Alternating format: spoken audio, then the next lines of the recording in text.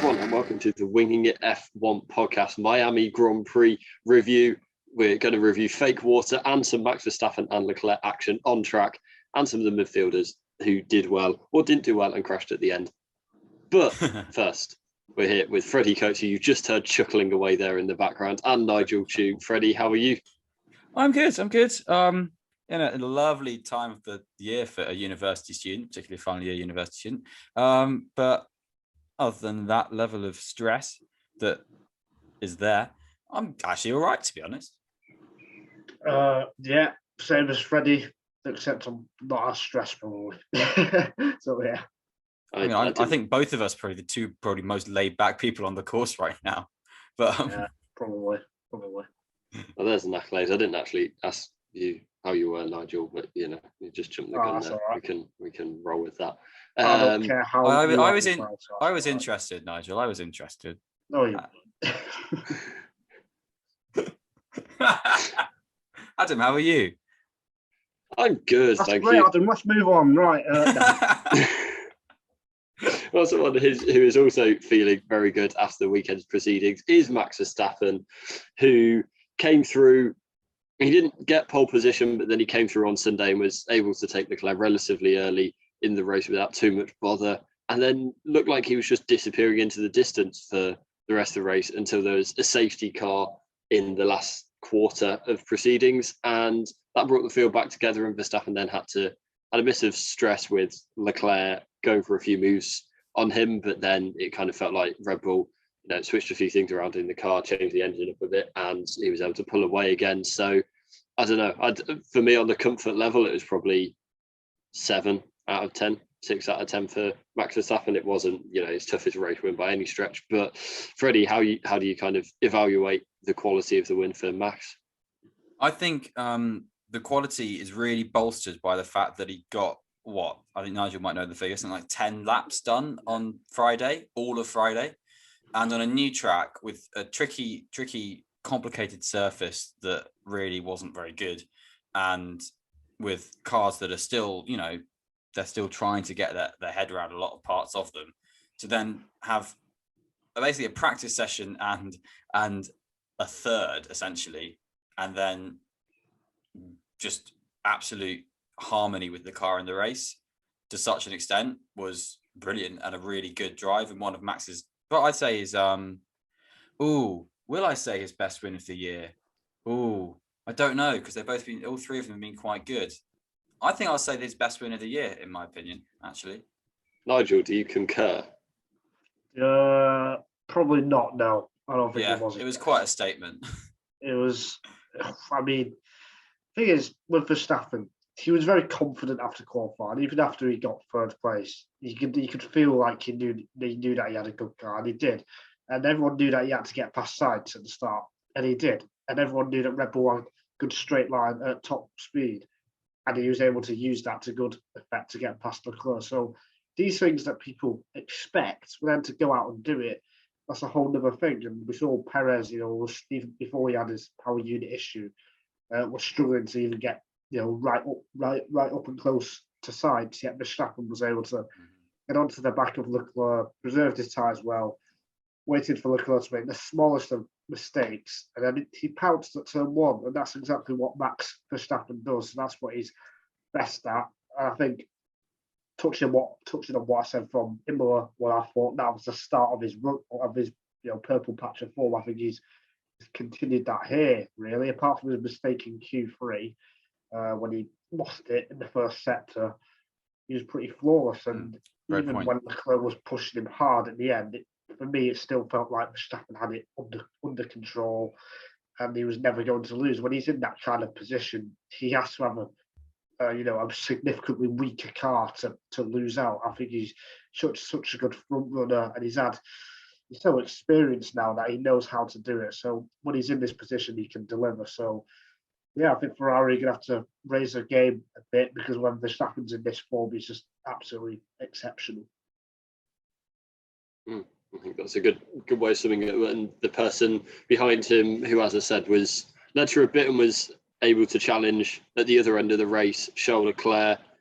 Nigel, do you think it was still a positive race from him, considering the advantages that you've just outlined that Verstappen had? Yeah, I think so. I think second place was likely the best result he could have got. I don't think there were a couple of ways he maybe could have won, but realistically, I think he was up against too strong an opposition. And I like that Leclerc, he was still pushing hard, yet he didn't make a mistake this time, unlike Imola last time a couple of weeks ago. So, I think he should be happy with that. He's kind of back on track now, is Leclerc. He's still got a handy lead in the championship as well. So, yeah, he shouldn't be too disappointed with this. So I think Ferrari should be satisfied. Not happy, but yeah, satisfied. Yeah, I think I concur with that. I think Leclerc should be happy, but Ferrari shouldn't be happy, because I think Leclerc definitely did the best he could do. I think his post-safety car performance was really surprisingly good, compared to where his consistent pace had been kind of a couple of tenths off Max from sort of post-pit stop. And I think he did make one mistake where after he was overtaken early on, he then just went really deep at turn 17, the final hairpin. But it became tantamount to nothing really as everything unfolded. But yeah, I think Ferrari's straight line deficit to Red Bull is now arguably putting Red Bull as a favourite for you could say the course of the year, unless they deal with something quick. They've got a bit of breathing space probably at Barcelona and Monaco, but after that, there's a few tracks where you just think it would be slam dunk based on this recent form for Red Bull. So I think Ferrari shouldn't be resting on any laurels that they had with a bit of control at the start of the year, and should be pushing quite heavily for a bit of straight line speed, because it does seem to be that Red Bull to Ferrari seems the biggest deficit between teams next to each other in terms of straight line speed. The midfield teams seem pretty good with each other, but then you got Red Bull high up and Ferrari far back from that. So that's going to be an interesting story later down the line. And I quite like having that. They're making the same lap time, but in different ways. I love that. We saw it in 2017, 2018, even last year a tiny bit as well. And I love it when one team is better in the straights but slightly worse in the corners, and then vice versa. And yet they're making the same lap time. But if you're going to have to choose an option, you would choose Red Bull's way, just because it's easier to defend and easier to overtake. So that is always the better way to have it if you're going to have the same lap time. And crucially, Red Bull's tyre wear as well seems to be on par, if not slightly better than Ferrari, even though they've got a bit less downforce. So that is the key. They might have less downforce, but they still got the tyre wear to last, the race and keep on doing fastest laps and stuff like that. I think you've got to throw a lot of kudos to the Red Bull car design team, and that they've had this deficit for the past decade of really good in the corners, really good on traction and so on, but not great in the straight line. And, you can say as much as you want about that being a Renault engine or whatever.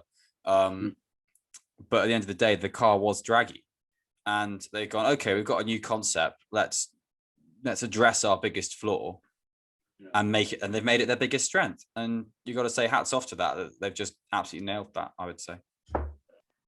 Yeah, I agree. And I think it's interesting to see how the narrative of the championship has changed since pre-Imola, where we were talking about, I think we all thought that could be a Ferrari track. And then, coming out of Australia, where Verstappen had retired and Leclerc had won. And now it's going to this position where we're kind of saying, actually, there could be some tracks that Ferrari are kind of largely uncompetitive at, or, will struggle to challenge Red Bull because of their straight line speed. So I think that's just, that's F1. That's how things can change so quickly. But even so, I think it's very interesting to see that.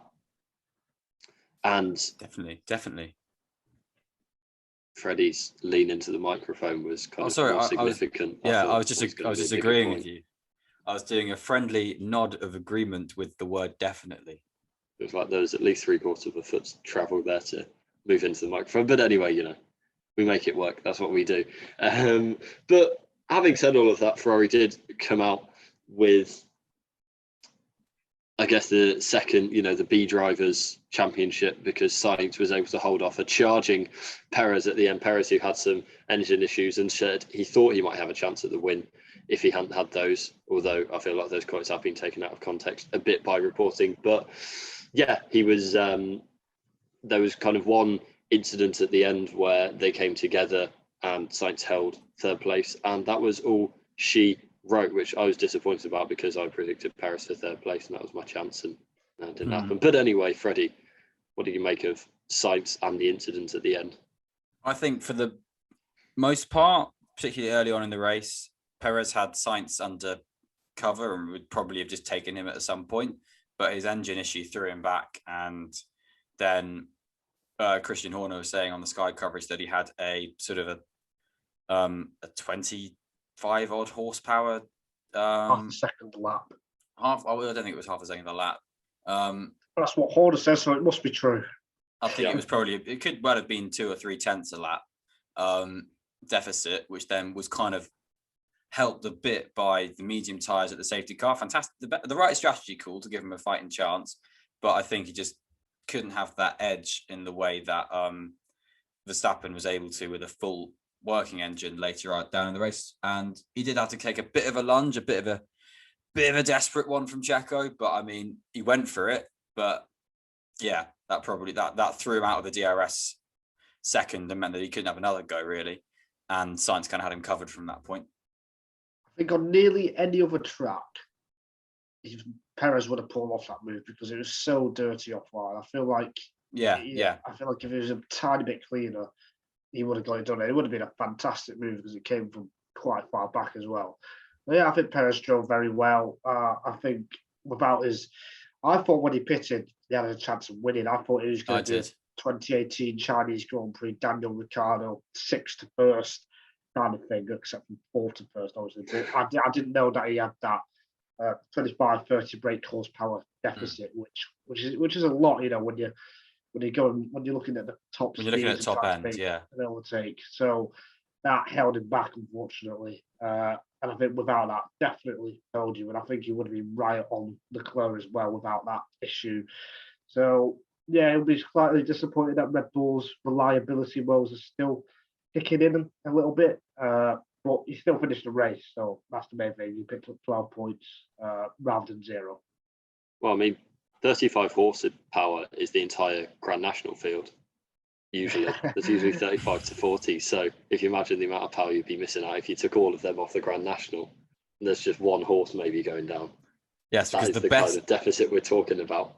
Because the best horses in the country still only equate to 1 horsepower. Yes, that's why it's called horsepower. Yes. Do you know how much horsepower one racehorse is? No. 7. There we go. Not 1.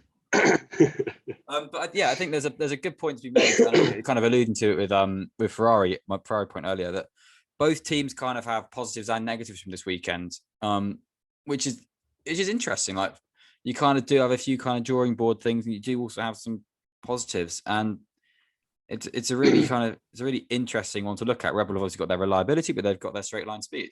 Ferrari have obviously got just such a friendly package, but it's just lacking that top end defense. So it's really interesting. Yeah, and Ferrari brought upgrades to this race as well, but I think they took them off the car after Friday because they were worried about the tarmac or something like that. So, and I think they did something similar in Imola because it was a sprint weekend. We're yet to see big upgrade from Ferrari and whether it can work. We saw it from Red Bull a couple of weeks ago, but I think both teams are going to be bringing something big in Spain. Ready? What was the Ferrari upgrade in the Alfa Romeo? The engine. Yeah. I was talking about like the rear wing, front wing. Oh, okay. I thought they did an engine upgrade as well, didn't they? Yeah, because Leclerc changed his power unit for this Yeah. race as well, but it didn't seem to really affect the performance. And yeah. Alfa Romeo and Haas also changed the power units as well this weekend. Okay, because I thought they had okay straight line speed. I think had Bottas not made a mistake, he would have had the Miss Mercs covered under DRS. I thought so. But we'll get on to Bottas. Speaking of Alfa Romeo, Guan Yu Zhou was my pick to have a good weekend, and he retired in 6 laps. So that was that. So sad times for him. Yeah, he had a bit of a poor weekend, unfortunately for him. I think just that's why you don't pick names out of a hat and go, "Oh, they're going to have a good weekend." A line on Joe. He hasn't really shown a flash. He's shown flashes, but he's really living up to his F2 career now after 5 races. But anyway, really, good. You can do well. Oh, okay.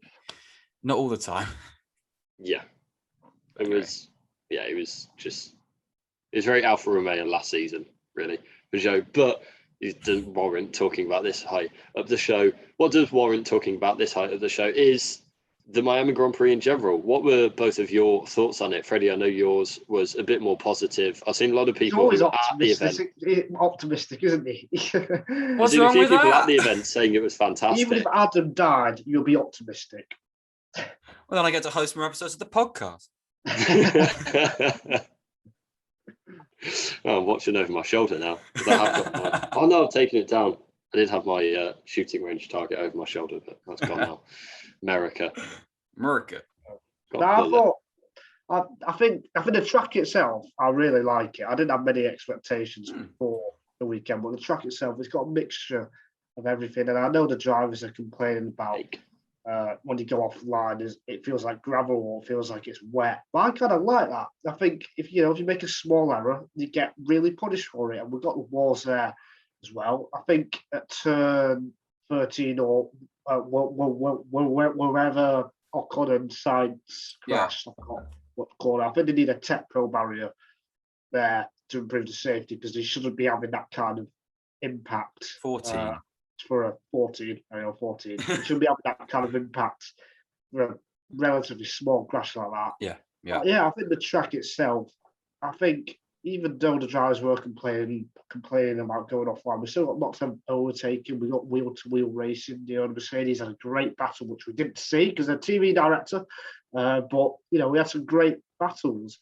I do think the race was quite dull after Verstappen overtook Leclerc before the safety car. But you get that in F1, a couple of weeks ago and in Australia as well. I think there were some dull parts there. So I don't think that's any different to normal. But yeah, I think overall it can be deemed a success, definitely. I think there were lots of intriguing elements to the race, and I think, like Nigel says, there were lots of overtakes. I think I'll disagree with you on really liking the fact that it was difficult offline. I think that's something I've always been a bit kind of uncomfortable with. That it's just kind of like, particularly the classic kind of dry line in a wet race kind of thing. It's a bit like, I've always been a bit, I would rather it just be a good track for everyone to drive everywhere because, I know it's impossible, but it just gives you more opportunity. But there are track surfaces that are less kind of abrasive in such a particular way. And I think that will be rectified, to be honest. I think they've been very pragmatic on that. So I've been on top of that. I think as a race, intriguing. The strategy I thought would be a bit better, but basically when Pirelli said it's going to be a 2-stop, it's going to be a 1-stop.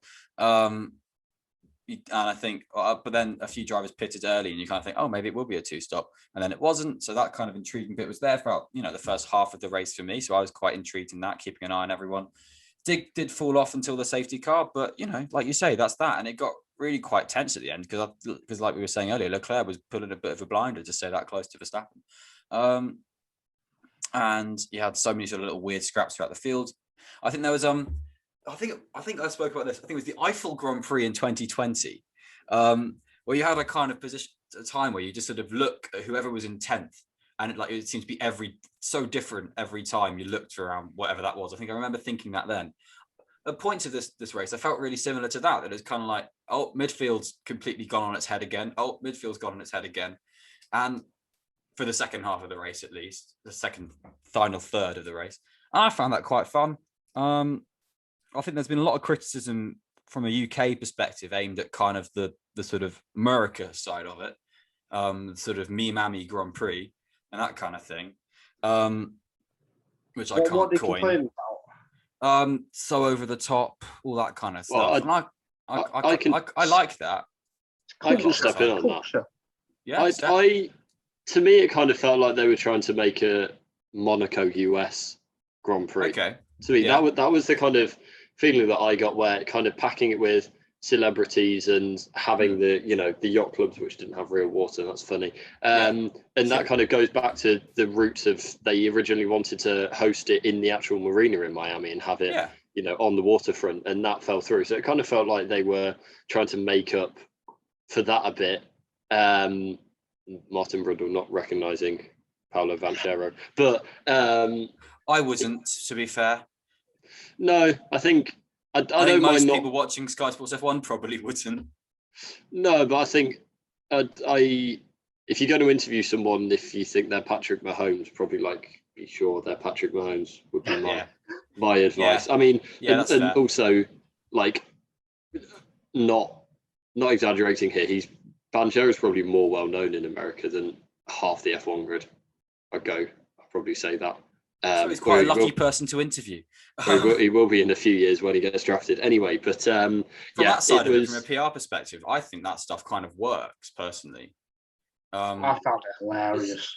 Yeah, misrecognizing people. Not misrecognizing, but having, like you say, someone who's going to be bigger to most Americans than lots of people there, recognizing it and saying it's cool, and maybe having a bit of a meme out of it. I mean, as long as they found it funny, which I think they did from what I've seen on Twitter. Then I think it's fine. Because if it happened to me, I'd find that well for me. Yeah, I think it'd be hilarious. It's been happening to me for the entire year, where people think I'm Harry and people think Harry's me. But anyway, most people listening won't know who they are. But yeah, I think I don't know.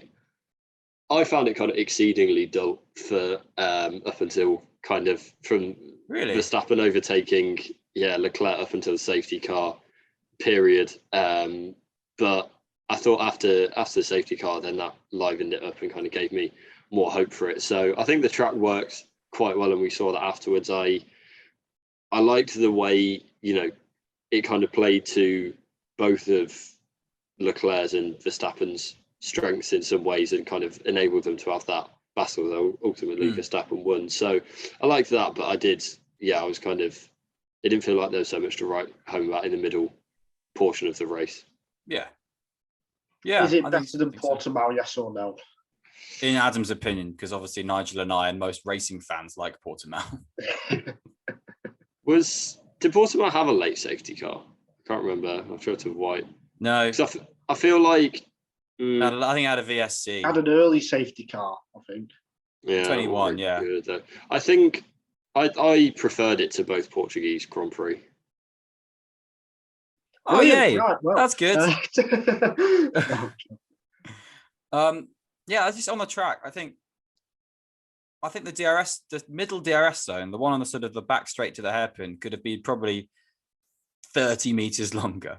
But apart from that, and maybe like you say, definitely the Tech Pro on the Ocon Sainz crash site. It's all right actually. It did better for me than I thought it would, and I think it had some really cracking moves on the first lap, going all the way up to sort of turn 6. Took 2 cars around the outside, unbelievable. The greatest start of all time. And one of those was Lewis Hamilton. That's a good segue into talking about Mercedes, because they came into the weekend with optimism. They had good practice sessions. They top, I believe Russell topped one of the practice sessions. Yes, they won 4 on Friday. So it was great going into the Saturday, and then by the looks of things, Ferrari and Red Bull turned on their cars, and it went downhill from there. Russell failed to get out of Q2. Hamilton qualified 6th, which was his lowest qualification in the US ever. And then Russell did well to make his way up to 5th by the end of the race. Hamilton lost positions at the start, like we said, to Alonso, and then I don't know, it just didn't seem to be able to get anything going. He also did well by circumstance. I think really 6th is kind of 5th, 6th to Merck. Yeah, Bottas got out of the way, but Hamilton on the dirty side of the grid for where his start was. I think you saw it with a few cars on the dirty side of the grid, came back a bit, and so he was gone round by Gasly and Alonso, but he got back at them, and then kind of was where the car really should have been he was a victim of his own qualifying success in a way for that one, because George did better because he was able to go long, and just had a better position at the end of the race. I think Merck could have put him on softs, Hamilton, just to see what would happen because of where they were, but they didn't. After the safety car. During the safety car. Yeah. But he didn't want to, which I thought was very interesting. I think it's fair enough because he doesn't know what's going on. Yeah, but I also think, I don't know, I feel like that could be kind of seeing the pressure of Russell having beaten him a few times this season, and to me it seemed like the result of him being ahead of Russell was significant. I agree. I think that was interesting, Nigel. That's fair enough. I completely agree. I think from reading the transcript of the radio, Hamilton was given a lot of information about Russell. He was questioning about what's Russell doing, what tyres is he on, and I completely agree with Adam. If they do get to the front, at some point in the season, which I think they will, I think I can see a Hamilton-Rosberg situation. I think this is one of the first indicators of that. But yeah, as for Hamilton's weekend, I think he was unfortunate, just like Australia when he had a pretty good weekend, but then the safety car came out at the wrong time. And yeah, on the strategy call, I think he had 2 chances to do it. So they went round once, missed it, and then he got all of the information on one lap and then didn't come in again. But I think Freddie is kind of right. It is up to the team to make that final decision. And I can't help but feel that Mercedes, there's almost a bit of a fear factor with Hamilton. They're kind of damned if they do, damned if they don't, because of past decisions and Hamilton, complaining when they make a decision, but then it turns out to be wrong and stuff like that, or him wanting to stay out. So I think there's a bit of a fear factor as well. Yeah, I think that might also be. It seems like Mercedes are just trying to have a bit of, I don't know, plausible deniability. Maybe that's the wrong word, but just kind of being able to say to Hamilton, which I guess is kind of what you're saying now as I speak more into this, but we've committed now, so here goes. Yeah, just kind of being able to say to Hamilton, well, you wanted this, it's your choice, and not for him to be able to go afterwards, you should have done that. So yeah, I mean, to me, if there's anyone else behind Hamilton in that safety car, he pits, I think. So yeah, it's I think it's a kind of interesting look into where he is mentally at the moment, and maybe that pressure from being beaten by Russell a few times is starting to show. Freddie, have you got anything to add? Yeah, there is a pressure in being beaten by Russell, but also, I think, and a lot of people have said this, but I'm just throwing my voice onto that pile of, it's such a different position for both of them. It's George has come into a step up, Lewis has come to his step down, and is 10th, 11th season with Merck, and it's George's first. It's obviously going to be a completely different way they're getting to it. But if this is something that can, keep Lewis really pumped for it, I've got to beat my teammate, then yeah, cool. That would mean it will probably still be doing quite good performances, still out qualified him and that kind of thing. But yeah, my next point I was going to make is just Merck were weird this weekend because George's practice 2 time was much faster than his qualifying time. So his practice 2 time was a 1:29.9.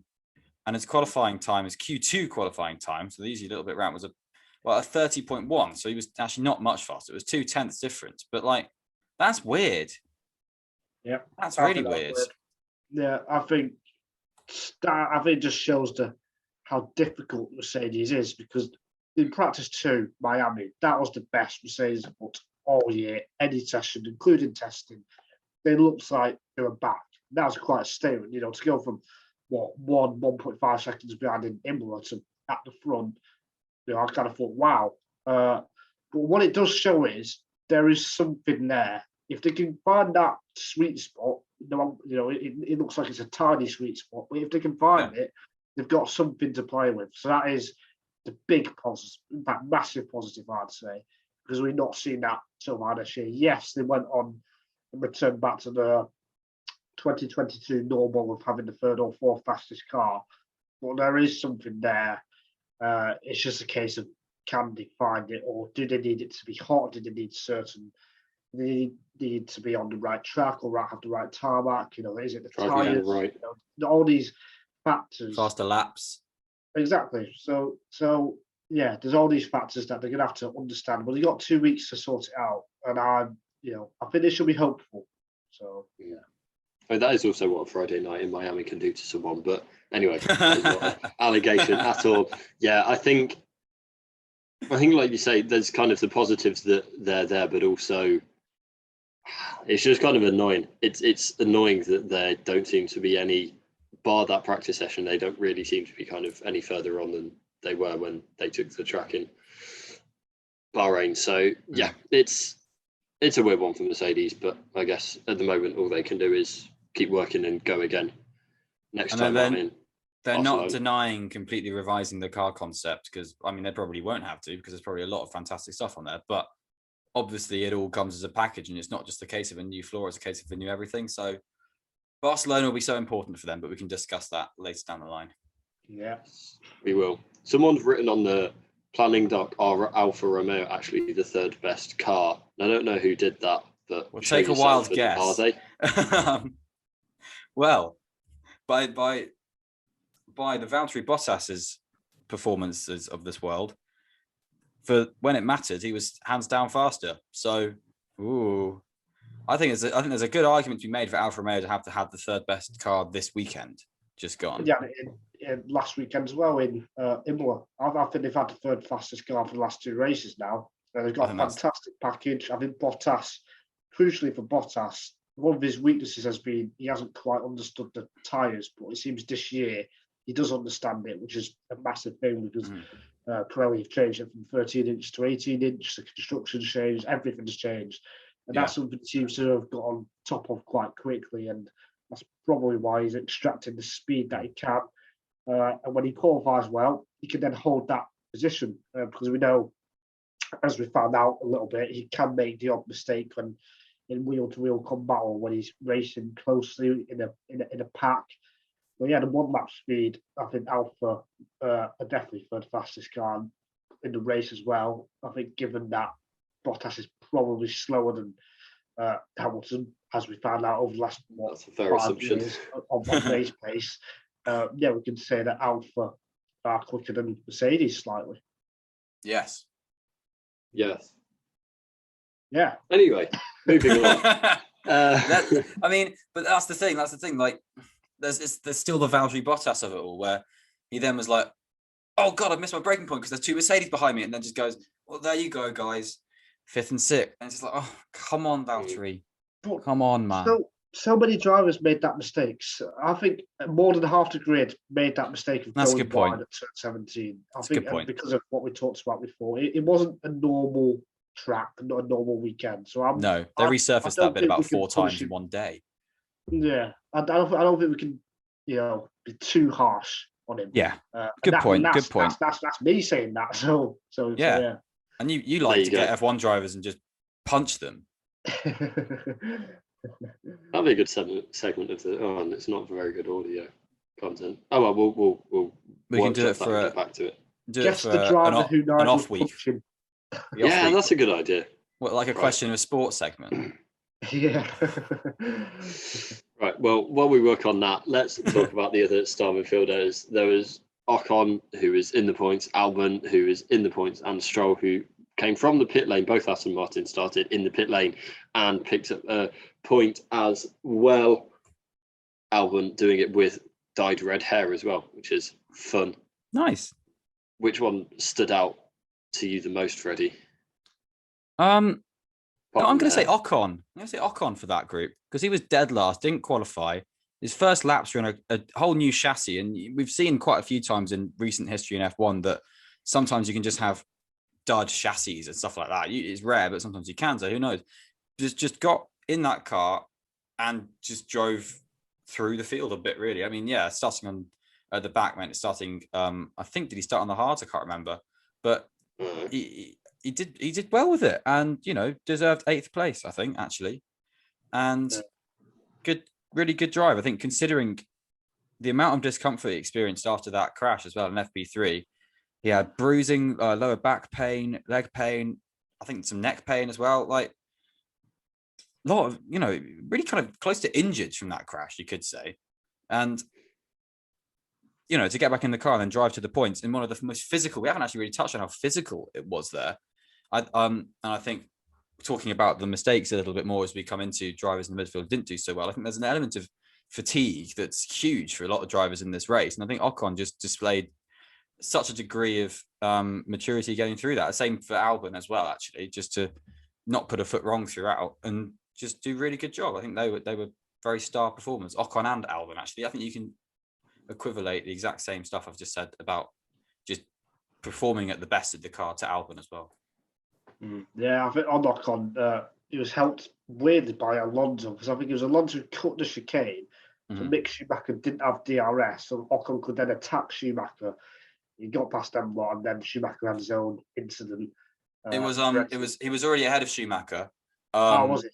Right. Yeah, but the gap went from about half a second to nearly 2 seconds, and then he also set a purple sector 2 time. So he did cut the chicane. He did try and back off a bit, but crucially, Mick wasn't back into DRS, I think, so he didn't back off enough. That's what I meant. But yeah, I think Ocon had a great drive, made use of that soft tire gamble, and it paid off. So yeah, full credit to him and Albon as well. Compared to Latifi, particularly in the race, he was miles faster. I think at one point Latifi was like 35 seconds behind the entire field before the safety car came out. I'm not sure why that was the case. Latifi started on hards and Albon started on mediums, I think. I think. So I think even if that's the case, I don't think. I think Latifi was quite a bit behind Albon on race pace. Oh yeah, he was. That's the only. That's the mitigating for probably about a few of those 30 odd seconds. A few of those 35, yeah. Maybe. But yeah, I think Albon, he picked his way through. Great moves. Was there at the right time. He just seems to be enjoying it. I think he talks about with Sky after the race how he's enjoying being not with a big team now, and that's just kind of lifted the pressure off his shoulders, and the year out has certainly helped as well. So I think he's reacted well to all of that, and he's had a great start to his year. So I think Albon should be very happy. Williams as well, because we thought that they would struggle a bit this year, but to have 3 points on the board is fantastic, and they expected to struggle this weekend as well. So for them to do well on a track that's got high speed corners, slow speed corners, straights, that's really positive. Yeah, I think without corners and straights. Yes, many tracks do.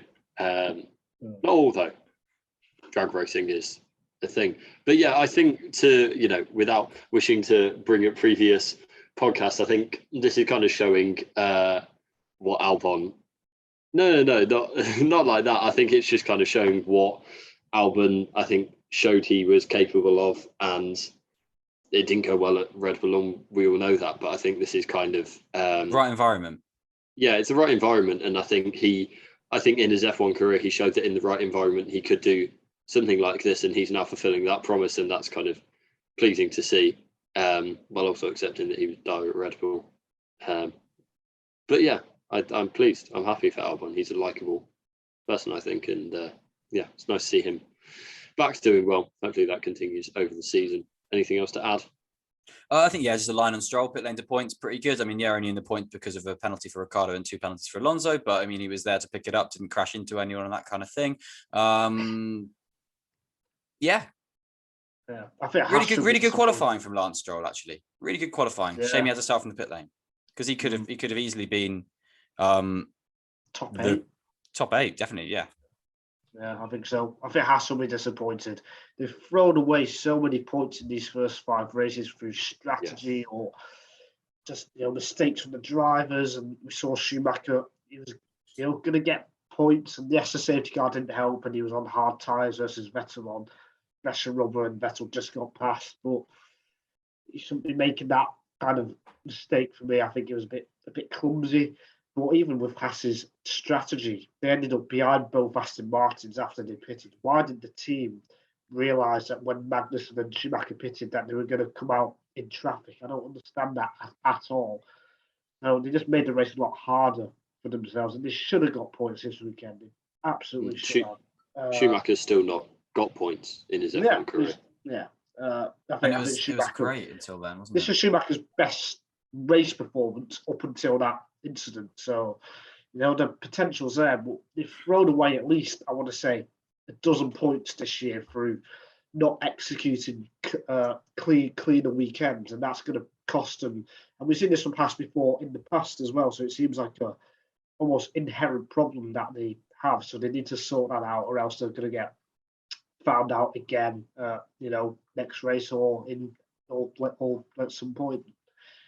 Yeah. That Mick Schumacher Vettel crash is, I mean, I was actually quite quick, I'd say, to blame Mick for that.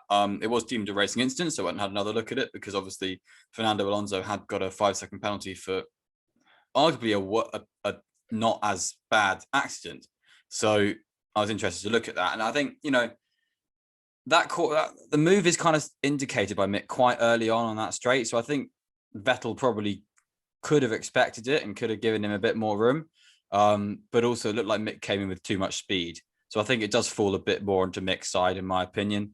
And I agree. It's a bit of a shame, because for both of them, up until then, I would say were driver of the day contenders, but then both had negative impacts into that, where that crash came, because Vettel pit lane to good points, not just points because 2 other people ahead got a penalty and another 2 crashed out, which realistically was what happened for Stroll.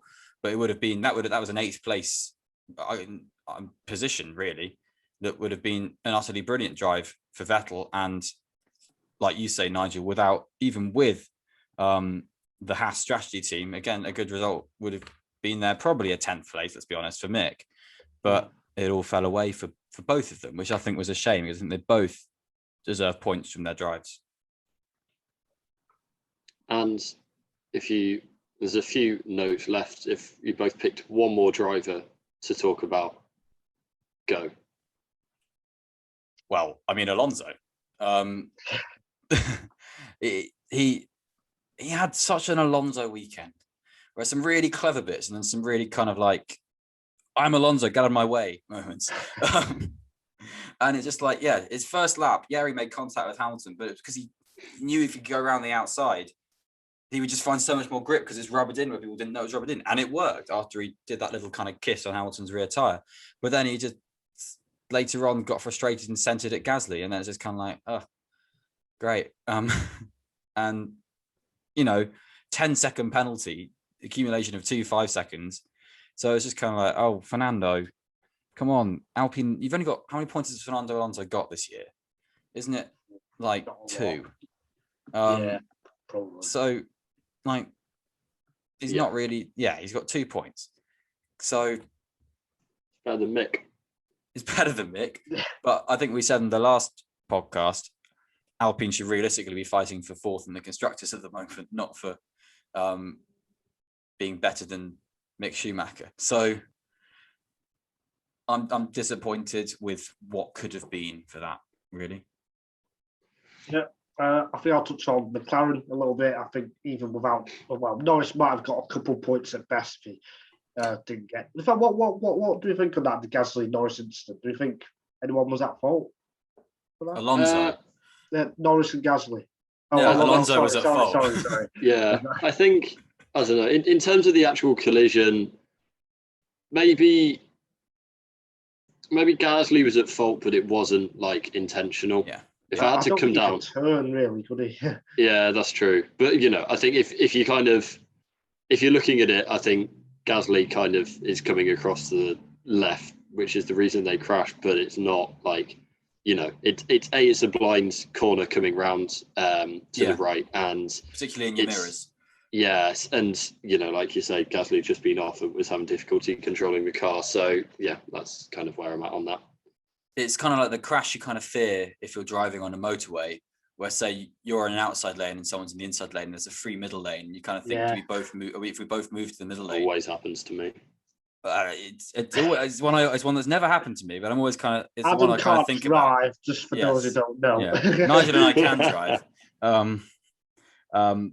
But yeah, it's the kind of thing you kind of think about. All right, I just need to really double check that this other person in that lane isn't going to want to be in the middle lane as well, or that kind of thing. So it was that kind of crash, which is kind of blind spotty, really hard to blame someone for it. Was really lucky it wasn't as bad for Lando as it was, just a kind of few spins and a sort of deflated tire, frankly, and a bit of chipped floor. So and it sort of stopped right in front of a Marshall post. You're like, great. What a fortunate, unfortunate crash. That's a great way to summarise it, actually, that motorway for example. But yeah, I think at best it would have got a couple of points for that incident because their pace was dire. It was probably second or third worst race thing. Yeah, probably second worst race behind Bahrain, which is really bad. They had no speed on the straights, whether the heat, the track temperature was above 50 degrees, whether the car didn't like that, perhaps. But yeah, McLaren, not back to the drawing board, but they'll be wondering why they were so slow after they've had, a few good weekends. And Ricciardo as well, he was out in Q2. I think he qualified 15th or 14th. He got let out of the garage late because of an issue with the car and then had to do a very, very pacey outlap. But even after that, he couldn't get anything going in the race, really. I think that's more the car, though. I completely agree. I think Daniel's qualifying position and Lando's qualifying position is more of a testament to Lando than to where McLaren are at the moment. I think also Ricciardo's unluckiness on the yes, you're right. The qualifying. You're right. So yeah, but that's everything. Unless anyone wants to jump in with a final thought, how would you rate the Miami Grand Prix out of 10? It's a really hard one to rate because there's so much of it that I really enjoyed. I really enjoyed the Pirelli football hats on helmets on the podium. I thought that was really cool. There's so many things I found really just cool about the weekend, but I think the race just was, it was all right race, and it had lots of good bits and lots of boring bits. So, what's all right out of 10? I mean, sure, let's go. 5. It was all right. It was 5 out of 10. Yeah, 5 out for the race. 5 out of 10. But the race weekend were like 7.5. So yeah. Yeah, I was thinking 5 out of 10 as well. Well, the safety car, it would have been 3, but there was a safety car, so at least 3. That's pretty good. That's pretty good considering you basically were admitting to a coma earlier. Yes. Anyway, yeah, it was. I think it's one that we'll need a second year to look at it, and that'll be Vegas. we've got 9 more at least. So yeah, and Vegas. Woo. Yeah, that's gonna be fun. Don't need a first race in America. We had that podcast. Yeah, we ignored you. Yeah. We need a 4th. Anyway, that is everything. Thank you very much for listening. We'll see you ahead of the Spanish Grand Prix next time out. Goodbye. Goodbye.